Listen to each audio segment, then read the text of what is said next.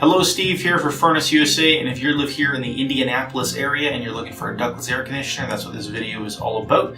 We're going to go over all your information that you need to know for your Indianapolis home, including the advantages and disadvantages of ductless air conditioners, what their limitations are, how they get installed, and all that kind of good stuff. If you just want to book a quote here in Indianapolis, just click a link on this page to self-schedule your own quote, or just give us a call.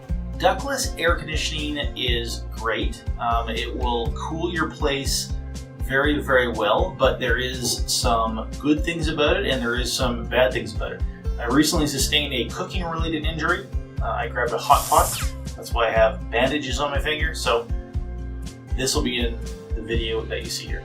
So ductless air conditioners, they're the ones that sit up in the wall. They're like a rectangular unit sitting up in the wall, which then has to connect to an outside unit. So if you live in an apartment and you're looking for a ductless air conditioner, sometimes the limitation can be, how do you get part of the unit sitting on the outside of your building? Because the thing sitting in the wall is not going to do any cooling whatsoever. That's just a fan. And that brings in basically the refrigerant from the outside, and then it transfers the heating back to the outside, but the unit itself on the wall doesn't do anything. You need to take that heat and put it outside. So if you live in almost all newer apartment buildings, there's not a place that you can put it outside, and your strata or your HOA is not going to allow you to put the unit on the outside. So that's a bit of a downside, right?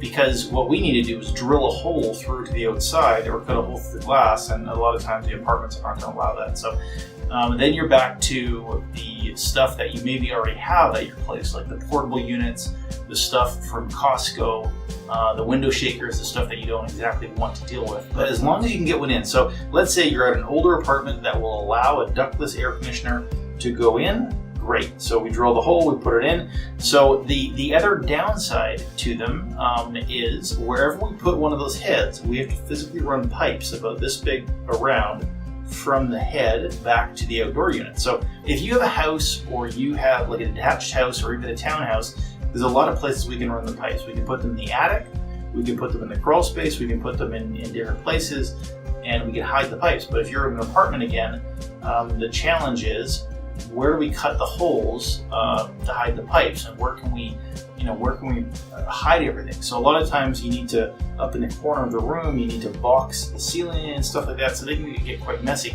The upside to them is, the positive to ductless air conditioners is that you can independently heat or cool different rooms. So if you have a ductless heat pump, you can individually heat or cool different sorts of areas. So a heat pump and an air conditioner is interchangeable. So if you have a ductless heat pump, you also automatically have a ductless air conditioner. So they're one and the same thing. So ductless heat pumps are fantastic. They work great. They work down to cold temperatures, but the drawback is they make a bit of a mess of your place when you're doing the installation, which then the HVAC contractor like ourselves, we're not finishing contractors. You need to hire a painter, a gypper, or all this stuff to kind of deal with it. So ductless heat pumps, in terms of cost, if you're just trying to do one room, they're pretty good, right? They're going to set you back, not as much as a whole home air conditioner.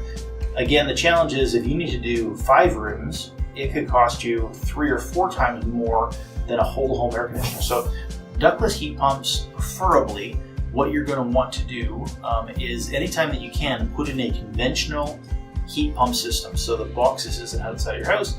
You have a conventional duct system that it's connected to, and that's all you need, right? So use a ductless heat pump if you have to, because you have no other choice.